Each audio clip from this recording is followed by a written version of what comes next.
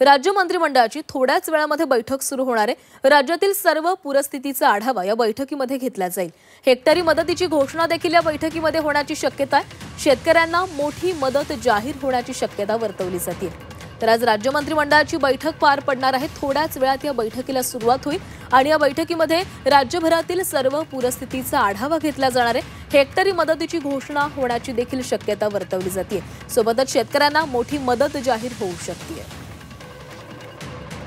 आणि या संदर्भात अधिक बोलूयात, आमचे प्रतिनिधी कृष्णात पाटील आपल्या सोबत आहेत। कृष्णात, आज राज्य मंत्रिमंडळाची बैठक होतीये।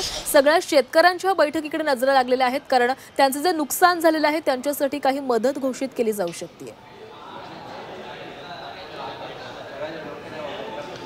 आजच्या कॅबिनेटच्या बैठकीमध्ये या मदतीची घोषणा कदाचित होऊ शकते, कारण विरोधकांकडून तसंच शेतकऱ्यांकडून की जास्तीत जास्त आर्थिक मदत ही पूर्वतांना देण्यात यावी, कारण मराठवाड्यातील 8ही जिल्ह्यांसह सोलापूर जिल्हा आणि त्याचबरोबर साताऱ्याच्या काही भागामध्ये देखील अतिवृष्टीमुळे शेतकऱ्यांचं प्रचंड नुकसान झालेलं आहे।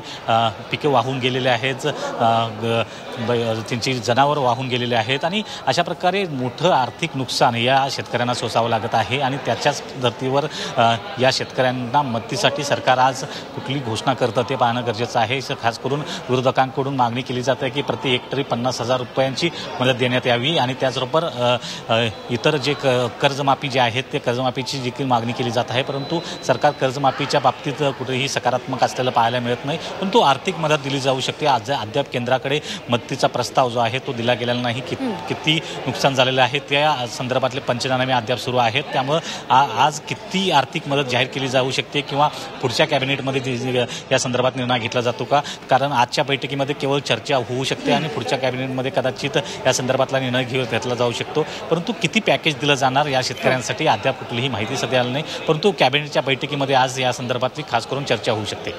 नक्कीच कृष्णा, तर या बैठकीच्या अपडेट्सकडे आपलं लक्ष असेल। तुर्तास धन्यवाद तुम्ही दिलेल्या माहितीसाठी।